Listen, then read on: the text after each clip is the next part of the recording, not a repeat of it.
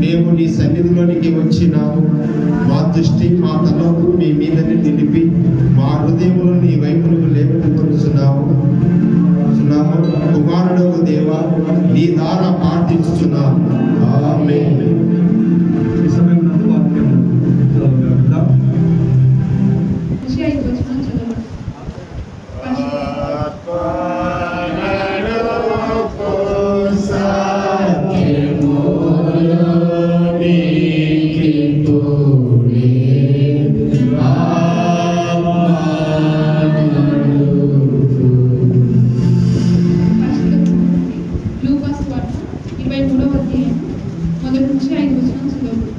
అంతటా వారందరూ లేచి ఆయనను పిలాతులతో తీసుకొని పోయి, ఇతడు మా జనమును తిరుగుబడ ప్రేరేపించుచు కైసరునకు పన్నీయవద్దని తానే క్రీస్తును ఒక రాజునని చెప్పగా మేము వింటిమని ఆయన మీద నేరము మోపసాగి, పిలాతు నీవు యూదుల రాజువా అని ఆయనను అడగగా ఆయన నీవన్నట్టే అని అతనితో చెప్పాను.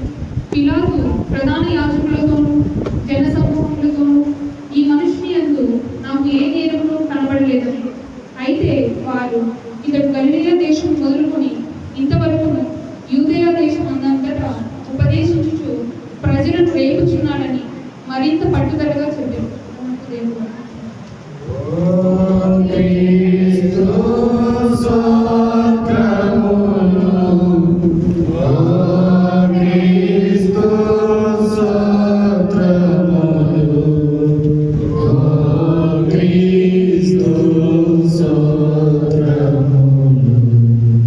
సంగమంతా ఇక్కడ కూర్చోనండి.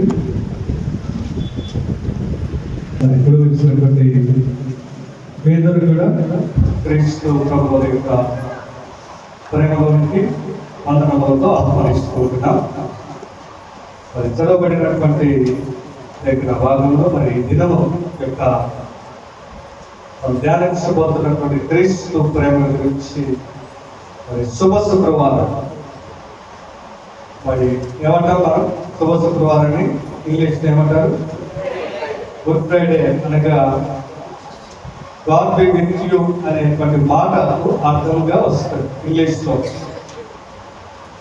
Good bye. మరి దేవుడు ఏం చెప్తున్నాడు? ఇంకా సెలవు ప్రకటిస్తూ ఉన్నాడు ఈ దినములలో అందరికీ. మరి గుడ్ బాయ్ చెప్పి మరలా దేవుడు తన యొక్క సన్నిధానమునందు మనందరినీ కూడా ఆహ్వానిస్తున్నట్టుగా మనము చూడగలుగుతాం.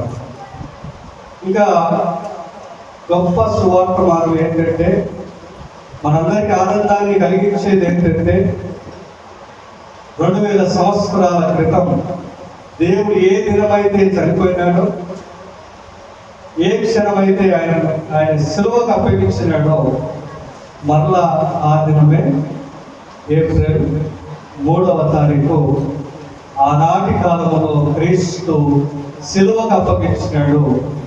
నేడు ఏప్రిల్ 3వ తారీఖు మరలా ఆయన సిలువను గురించి, ఆయన ప్రేమను గురించి మనం ధ్యానించబోతూ ఉంటున్నాం.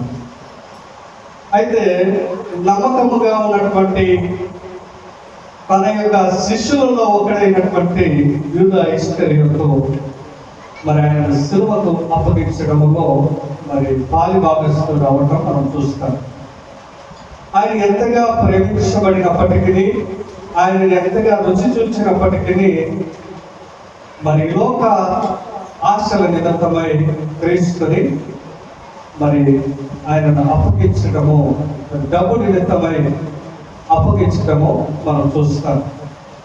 అయితే ఈ సిలువకు ఎవరిని అప్పగిస్తారంటే, ఇంకా ఈ వ్యక్తి అపరిమితమైనటువంటి పాపములు చేస్తే, క్షమించరానటువంటి నేరము చేస్తే తప్ప సిలువకు అప్పగించేటువంటి వ్యక్తులు కాదు. మరి అలాంటిది ఏ నేరము చేయనటువంటి వ్యక్తి క్రీస్తుకు సిలువను అప్పగించారంటే అర్థం చేసుకోవాలి. మరి ఎలాంటి వారి కోసం ఆయన సిలువకు అప్పగించబడినారు, వీళ్ళకి క్షమాపణ లేదు అన్నటువంటి వారి అందరి నిమిత్తము, వీళ్ళకి ఇంకా మరి నరకము తప్ప పరలోకము లేదు అన్నటువంటి వారందరి నిమిత్తము తన యొక్క ప్రాణ త్యాగము ద్వారా ఆయన సిలువలో తన ప్రాణాన్ని అప్పగించబడినారు. ఇది క్రీస్తు యొక్క ప్రేమ. మనము కూడా ఈ లోకములో పాపము చేస్తూ, ఇంకా చెప్పరానటువంటి నేరాలు చేస్తూ, ఇంకా మనము పాపము జీవితంలో నిమగ్నమైనాము. మరి యేసుక్రీస్తు శిష్యులు అన్ని దినాలు ఆయన చేసినటువంటి పరిచర్యలోను, ఆయన చేసినటువంటి అద్భుత కార్యములలోను, ఆయన వెనువెంట రాత్రి రేయి పగలు ఆయనతో తిరిగినాడు. అయితే ఆయన ఉన్నటువంటి చెడు దేశం ఏంటంటే మరి డబ్బులు కలెక్టర్, ఆయన ట్రెజరర్ అన్నమాట. 12 మంది శిష్యులలో ఆయన డబ్బులు పెట్టుకొని ఆయనే మొత్తాన్ని నడిపిస్తూ ఉంటాడు. డబ్బులు దినదినము వచ్చినటువంటి డబ్బులలో 10% ఆయన తింటూ వెగబెట్టుకుంటూ మరి దొంగతనం చేస్తూ వచ్చినాడు. ఇంకా అది రోజు దినదినము పెరిగిపోయి ఆయన ఏమనుకున్నాడు, ఈ ఒక్క తప్పే కదా, ఈ ఒక్క తప్పే కదా, ఈ ఒక్క తప్పే కదా అని ఆయన చివరికి ఎంతవరకు ఆయన తప్పు పోయిందంటే, తనకు తానే చనిపోయే స్థితికి ఆ పాపం పెరిగిపోయింది. 30 ఎన్ని నాణ్యాలకు? 30 నాణ్యాలకు అమ్మివేసినప్పుడు మరలా తీసుకుపోయి వారు ఇచ్చినటువంటి వ్యక్తులకు తీసుకుపోయి ఇస్తే ఏమన్నారు? ఈ పాపముసము మాకు వద్దు అని అందరూ కూడా ఆయనను దూషించినప్పుడు, అవమానించినప్పుడు తన తప్పు తెలుసుకొని, నేను ఏ పాపము చేయనటువంటి వ్యక్తిని సిలువకు అప్పగించినానే, ఏమి నేరము చేయనటువంటి వ్యక్తిని నేను సిలువకు అప్పగించినానే అని బాధపడి దుఃఖించి, నేను చేసినటువంటి పాపానికి ప్రాయశ్చిత్తం ఏంటంటే నా మరణమే అని పోయి ఉరి వేసుకొని చనిపోయినాడు. క్రీస్తు అపారమితమైనటువంటి తప్పులు చేసిన వారి నిమిత్తమే ఆయన మరి క్షమించగలిగినాడు.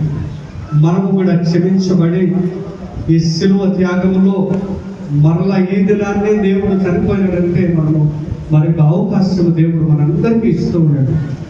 మనము చిన్న తప్పేలే, ఇది ఎంత మాత్రములే అని మనం అనుకుంటున్నాము.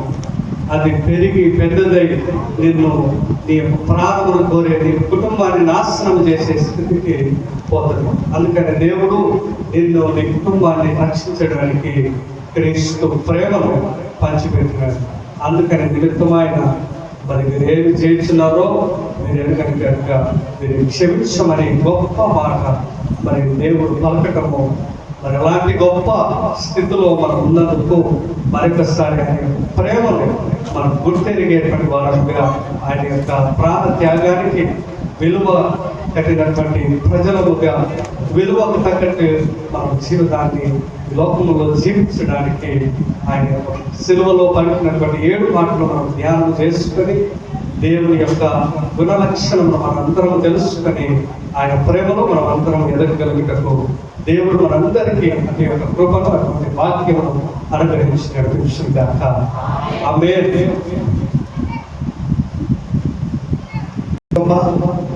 మరి విశేష ప్రార్థన రమేష్ అటెండ్ చేసి బైబిల్ పాఠం వచ్చేసి పి మధులిక, మరియు దానికంటే ముందు అందరం కూడా 196వ పాట ఫస్ట్ మాటగా పల్లవి వచనం పాడుకుందాం.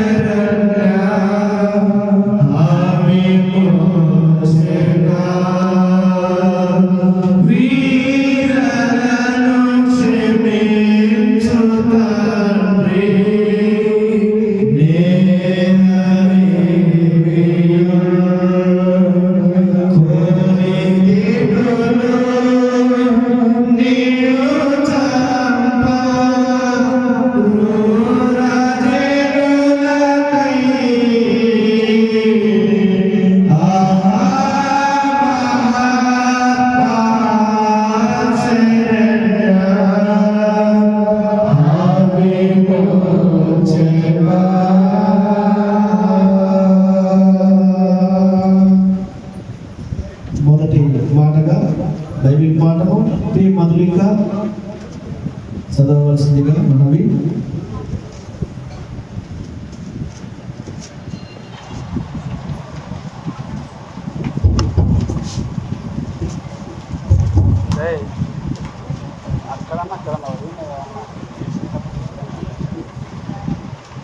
పరిశుద్ధ గ్రంథం నుండి లూకాసు వార్త 23వ అధ్యాయం 33 నుంచి 38 వరకు చదువుతున్నాం.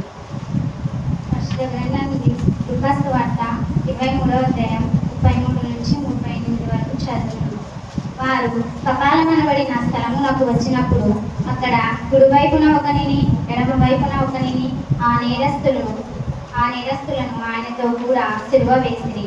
యేసు తండ్రి వీరేమి చేయుచున్నారో వీరెరుగరు గనుక వీరిని క్షమించమని చెప్పాను. వారు ఆయన వస్త్రములు పంచుకొనుటకై చీట్లు వేసిరి. ప్రజలు నిలవబడి చూచుచుండిరి. అధికారులను వీడు ఇతరులను రక్షించను. వీడు దేవుడు ఏర్పరచుకొని క్రీస్తు ఆయన ఎడల తను తాను రక్షించుకొనునని అపహసించిరి. అంతటా సైనికులు ఆయన యుద్ధకు వచ్చి ఆయనకు చిరకనిచ్చి, నీవు యూదుల రాజువైతే నీవే రక్షించుకొనమని ఆయనను అపహసించిరి. ఇతడు యూదుల రాజుని పై విలాసముకుడు ఆయనకు పైగా వ్రాయబడింది. కొద్ది వాక్యం దేవుడు ఇచ్చిన.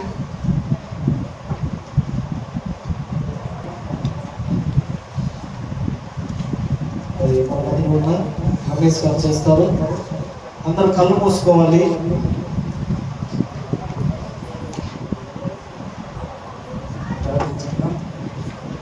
ఓ నా యేసు స్వామి, నాకై నువ్వు పాడిన పాటలను బట్టి, నాకై నీవు గడిచిన పుణ్యమును బట్టి నీకు వందనములు అర్పించుచున్నాను. పాపులను పవిత్రులను చేయు ప్రభువా, నా అన్న, నా మిత్రుడా, నేను నిన్ను గాఢముగా ప్రేమితును గాక. యాంటిఫ్రెన్స్. ఓ జగత్ రక్షక, నీ శిలువను బట్టి, నీ అమూల్యమైన రక్తమును బట్టి మమ్మల్ని రక్షించి మాకు సహాయం చేయమని ప్రార్థించుచున్నాము. ఆమేన్. మరియు సందేశం మన మధ్య ఉన్న ఉత్తమ గారు దేవుడు సందేశం వివరిస్తారు.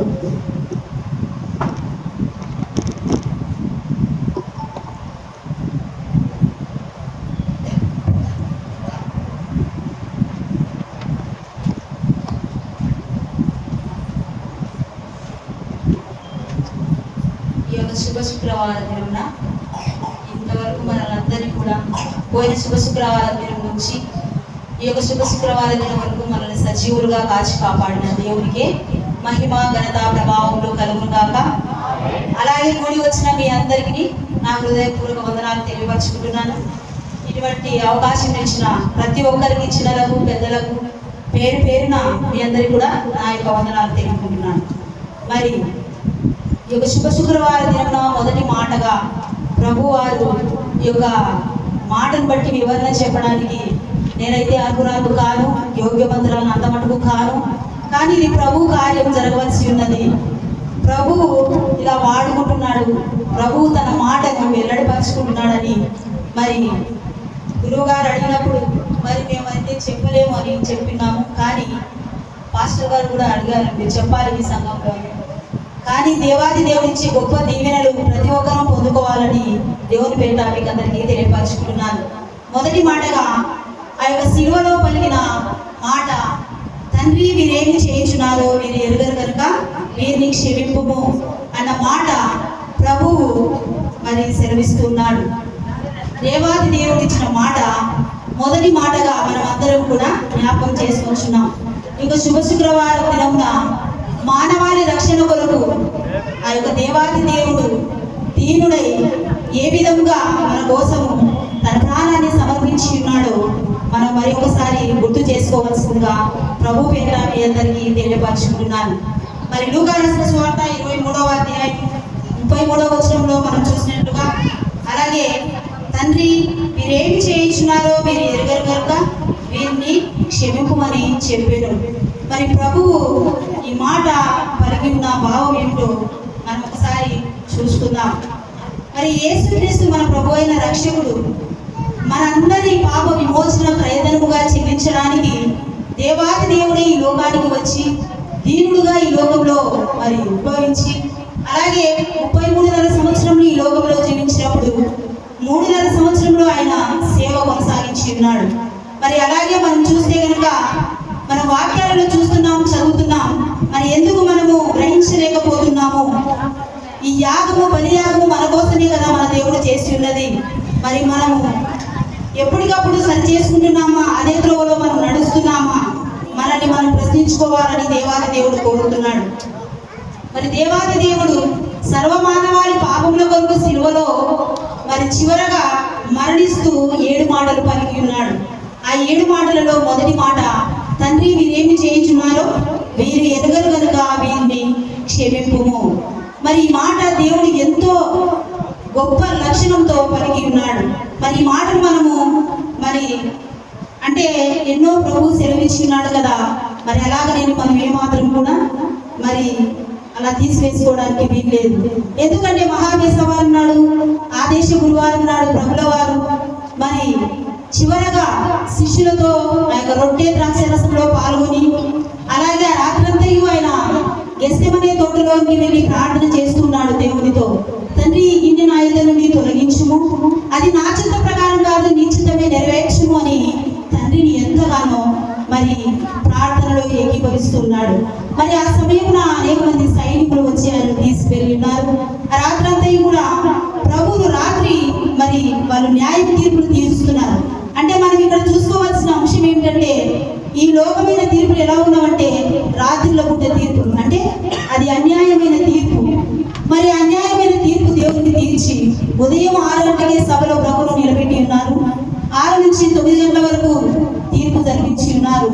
9 నుంచి 12 గంటల వరకు యెరూషలేము వీధి మీద ప్రభువును మరి కొరడాలతో కొడుతూ తిడుతూ ఉమ్మి వేస్తూ, అలాగే దేవుని నువ్వు రాజువా, యూదుల రాజు అయితే నిన్ను నువ్వు రక్షించుకో, మమ్మల్ని రక్షించని హేళన చేస్తూ ఎంతగానో మరి హింస పెట్టి బాధ పెట్టినట్లుగా మనం చూస్తున్నాం.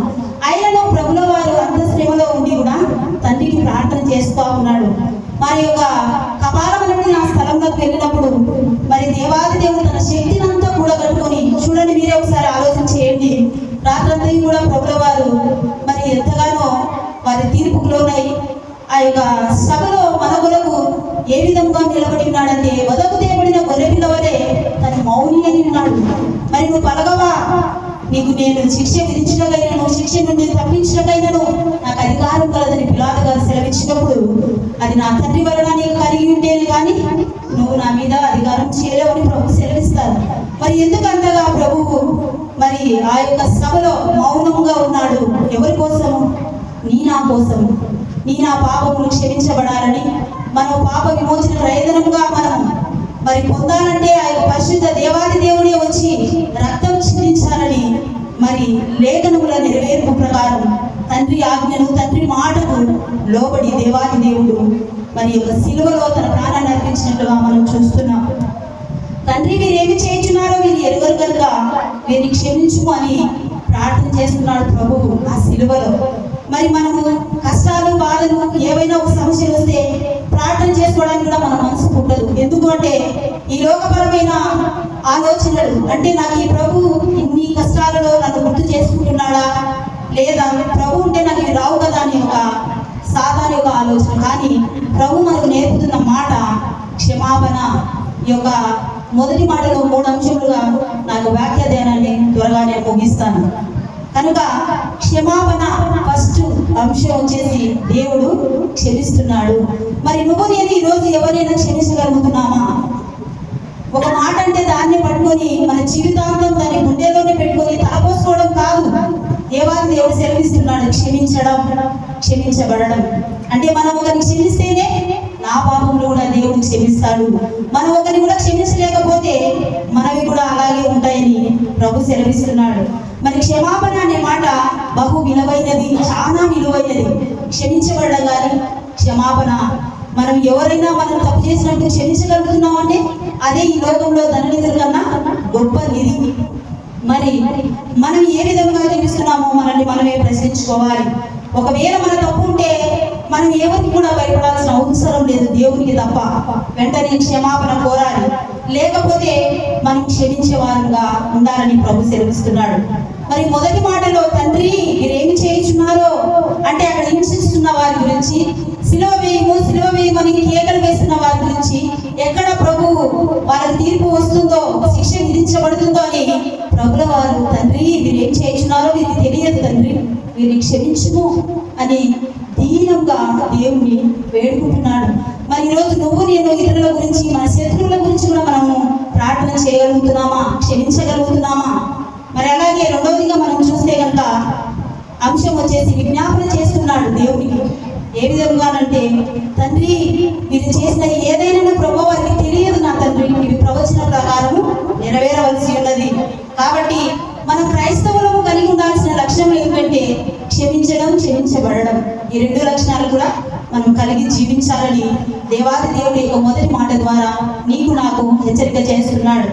మరి దేవాది దేవుడైన యెహోవా ప్రభువే నిన్ను నన్ను క్షమిస్తున్నప్పుడు ఆ దేవుని నమ్ముకున్న నువ్వు నేను ఇతరుల పట్ల ఎందుకు క్షమాగుణం అనేది లేకుండా జీవిస్తున్నాము? కాబట్టి ప్రియ సహోదరుడా, సహోదరి, మీరు కూడా మరి అలాగే క్షమించే గుణం కలిగి జీవించాలని దేవాది దేవుడు ఈ యొక్క మాటల ద్వారా శ్రమిస్తున్నాడు.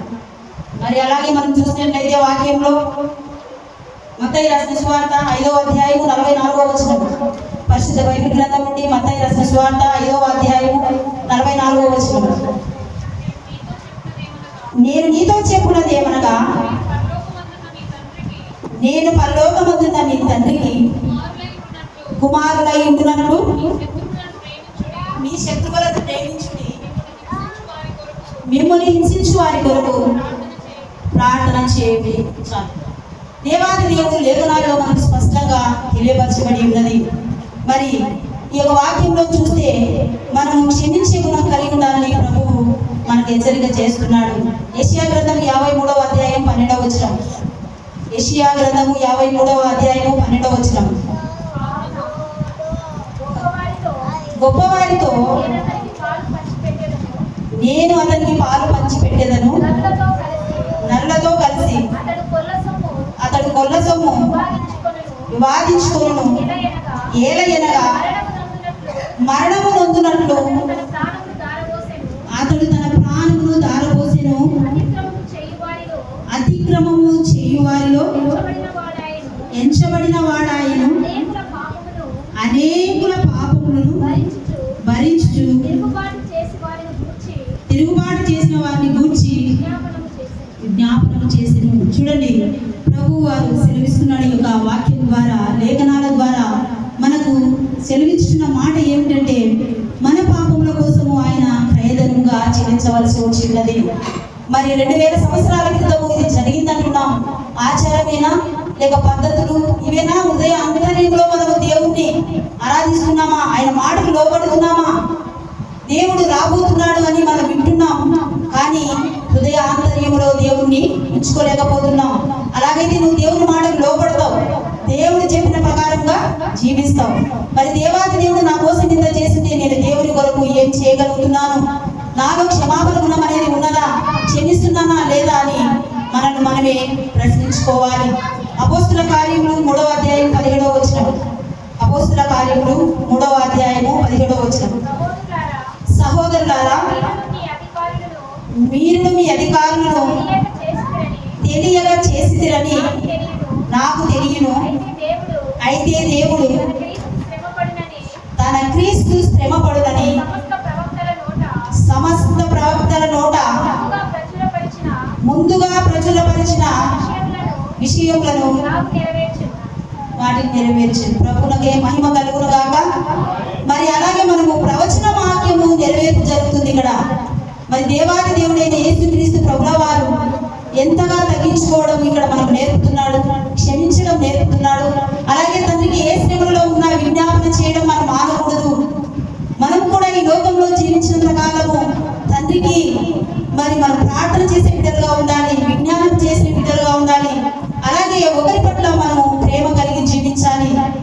శత్రుత్వం అనేది మనము ఏమాత్రం హృదయంలో ఉంచుకోకూడదు. ఎందుకంటే దేవునికి అందరూ కూడా నా బిడ్డలేని ప్రభు సెలవిస్తున్నాడు. మరి ప్రభు ప్రార్థనలో మనం చూసినట్లయితే మత్తయి రాసిన సువార్త 6వ అధ్యాయం 12వ వచనంలో మా రుణములను క్షమించిన ప్రకారం రుణస్థులను మేము క్షమించిన ప్రకారము మా రుణములను కూడా క్షమించుము అని దేవుడు పరలోక ప్రార్థన మనకు అనుదినం మనం చేస్తూనే ఉన్నాం కదా. ఆ ప్రార్థనలో మనకు ప్రభువు సెలవించి ఉన్నారు. ఏ విధంగా అంటే ఒకరి పాపములను క్షమిస్తేనే కానీ నీ పాపములు క్షమించబడవు. మరి ఏ విధంగా మన పాపములు మనము అలాగే పెట్టుకున్న వారంగా ఉన్నామా? క్షమించుకుని మరి నవీన స్వభావం ధరించుకుని యేసుకు దగ్గరగా జీవిస్తున్నామో లేదో మనల్ని మనమే ప్రశ్నించుకోవాలి. లూకా రాసిన సువార్త 7వ అధ్యాయం 48వ వచనంలో మనం చూసినట్లయితే, లూకా రాసిన సువార్త 7వ అధ్యాయం 48వ వచనం, మీ పాపములు క్షమించబడి ఉన్నవి అని ఆమెతో అని చాలు. ఇక్కడ ప్రభువు సెలవిస్తున్నారు, మరి దేవాది దేవుడి శిష్యులతో తిరిగినప్పుడు మరి ఆ యొక్క స్వార్థ ప్రకటించేటప్పుడు దేవుడు నీ పాపములు క్షమించబడినవి, నీ విశ్వాసము నిన్ను స్వస్థపరిచను అని డైరెక్ట్ గా దేవుడు స్వస్థపరిచినట్లుగా, అలాగే ఎంతమంది రోగులను మనం స్వస్థపరిచినట్లుగా చూస్తాం. ఇక్కడ సిలువలో ప్రభు మొదటి మాటలో మరి అక్కడ దైవ శక్తి మరి అక్కడ లేదు కాబట్టి తండ్రికి విజ్ఞాపన చేస్తున్నాడు, తండ్రి వీరేమి చేయించున్నారో వీరు ఎరుగరు కనుక వీరిని క్షమించుము.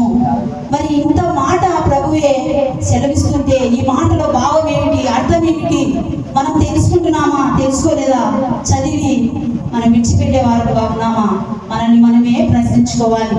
మార్కు రాసిన సువార్త 2వ అధ్యాయం 5వ వచనం. మార్కు రాసిన సువార్త 2వ అధ్యాయం 5వ వచనం. యేసు వారి విశ్వాసము చూచి కుమారుడా నీ పాపములు క్షమించబడి ఉన్నవని పక్షవాయువు గలవాదితో నేను చాలు. దేవాది దేవుడు ఇక్కడ కూడా మరి నీ పాపములు క్షమించబడి ఉన్నవని సెలవిస్తున్నాడు. మరి దేవాది దేవుడు ఏ ఒక్కరి పాపములు కూడా అలాగే ఉండాలని కాదు, కానీ మన పాపములన్నింటినీ క్షమించాలని ఈ లోకానికి దీనుడిగా వచ్చి ఉన్నాడు. మరి ఆ ప్రభువు సిలువలో అంతగా యాతన పడుతున్నాడు, అంతగా ప్రభువు నీ కోసం నా కోసం ముళ్ళ కిరీటాన్ని ధరింపజేస్తున్నారు. నువ్వు రాజు కదా, నీకు కిరీటం ఉండాలి అని ఆ ముళ్ళ మగుటమును దేవాది దేవుని శిరస్సు మీద ఒత్తినప్పుడు ఆయన ఎంతగానో విలవిలలాడింటాడో మనం చూడాలి. ఎందుకంటే ఒక్క రవ్వ మనకు గాయమైతే మనం తట్టుకోలేము. మరి నీ కోసం నా కోసం ఆ ప్రభువు అన్యాయం తీర్పును భరించాడు, అలాగే కొరడాలతో కొడుతున్నా భరించాడు, అలాగే మన కోసం సర్వము అంటే ఆ యొక్క రుధిరమును చిట్ట చివరి బొట్టు వరకు కూడా కార్చి ఉన్నాడు. మరి ఎవరి కోసము ఇంత ప్రాణత్యాగం చేస్తున్నాడు? నీ నా కోసం మనం మరి ప్రతి గుడ్ ఫ్రైడే లాగా, ప్రతి ఈస్టర్ లాగా ఈ సంవత్సరం కూడా అలాగే వినడం, చదవడం లేదా మనం మర్చిపోవడం ఇది కాదు. మనకు హృదయంలో కలగాలి, ఖచ్చితంగా నా ప్రభు ఇంత త్యాగం చేసి ఉన్నాడు, నా బ్రతుకును మార్చుకోవాలి, నా స్థితిని నా ప్రభు మారుస్తాడు అని దేవునికి దగ్గరగా మనము జీవించాలని ప్రభు కోరుతున్నాడు.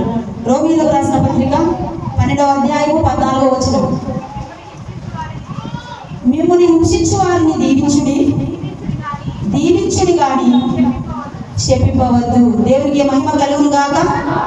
మనము ప్రభుల వారు నేర్పుతున్న మరి ఒక లేఖన పాఠంలో చెల్లిస్తున్నాడు. మిమ్మల్ని హింసించే వారి కొరకు మనం ఏం చేయాలంట? ప్రార్థన చేయాలి. అలాగే ఎవరైతే హింసిస్తారో వారిని దీవించాలి, శపించవద్దు అంటున్నాడు ప్రభు. మరి మన నోట శాప వచనములు వస్తున్నాయో, దీవెన వచనములు వస్తున్నాయో మన అంతరాత్మ సాక్షిగా మనమే పరీక్షించుకోవాలి. రోమీయులకు రాసిన పత్రిక 12:21వ వచనం. కీడు వలన జయింపబడక మేలు చేత కీడుని జయించుడి. అలాగే ఈ వాక్యంలో సెలవించినట్లుగా కీడుకు ప్రతి కీడు మనం చేయవలదు అని ప్రభు సెలవిస్తున్నాడు. ఒకవేళ నీకు కీడు చేసింటే వారిని మేలుతో నువ్వు చేయించాలి అని కోరుతున్నాడు. మరి ఇన్ని వాక్య పాఠాలు మనం ప్రతిరోజు వాక్యం చదువుతూనే ఉన్నాము. ఏ మాటకు మనం లోబడలేకపోతే ఆయన తీర్పు దినమున నిలబడే రోజంటూ ఒకటి ఉంది. కాబట్టి దేవుని ప్రియ సంగమా, మనము ఇటువంటి గొప్ప దేవుని కలిగి ఉన్నామంటే మనకిచ్చిన దేవుడు గొప్ప ధన్యత. మరి ఇప్పటికైనా మన జీవితాన్ని ధన్యకరంగా చేసుకొని దేవునిలో మనం ఆనందిస్తూ దేవునిలోనే జీవిస్తుండాలని ప్రభు పేట మీ అందరికీ తెలియపరుస్తున్నాను. కాబట్టి ఈ యొక్క మొదటి మాటగా నాకు ఇచ్చిన దేవుడు ఇచ్చిన అవకాశాన్ని బట్టి మీకు హృదయపూర్వక వందనాలు చెల్లించుకుంటున్నాను. అలాగే దేవునికి మహిమ కలుగును కాక. మరి సంఘ కాపరి గారికి, సంఘస్థులకు, చిన్నలకు, పెద్దలకు అందరికీ కూడా నా హృదయపూర్వక వందనాలు తెలుపుకుంటూ నా యొక్క వాక్య ధ్యానాన్ని ముగిస్తున్నాను. కొద్ది వాక్యం దేవుడు దీవించుకున్నాను. ప్రార్థించుకున్నాం. మహాగంధమైన తండ్రి, మహోన్నతమైన గొప్ప దేవ, ఇక అనేకమైన వందనములు, స్తోత్రాలు, స్తుతులు చెల్లిస్తున్నాం తండ్రి. నీ పరిశుద్ధ సన్నిధిలో నిలబడగైనను, నీ పరిశుద్ధ లేఖను చదువుగైనను యోగ్యత, అర్హత ఏమీ నాలో లేదు ప్రభువా. తండ్రి, నీ శిలువ శాటను మరుగుపరుచుకొని నీ నోటి పూరగా నీ బిడ్డలకు నువ్వు వినిపించిన వాక్యములు ప్రభువా నీరు కట్టి హృదయంలో ఫలింపచేయమని వేడుకుంటున్నామయ్యా. అయ్యా, నువ్వు మా కోసం చేసిన ఆ యొక్క శిలువలో తండ్రి పలికిన మొదటి మాటగా వివరణ చెప్పుటకు తండ్రి మీరే మీ బిడ్డలతో మాట్లాడినందుకు నీకు కృతజ్ఞతాస్తుతులు, స్తోత్రాలు చెల్లిస్తూ ఈ కొద్ది మాటలను తండ్రి దీవించి ఆశీర్వదించమని మా ప్రభువు రక్షకుడైన యేసుక్రీస్తు పుణ్య నామమును బట్టి అడిగి వేడుకొని పొంది ఉన్నాము తండ్రి. ఆమేన్.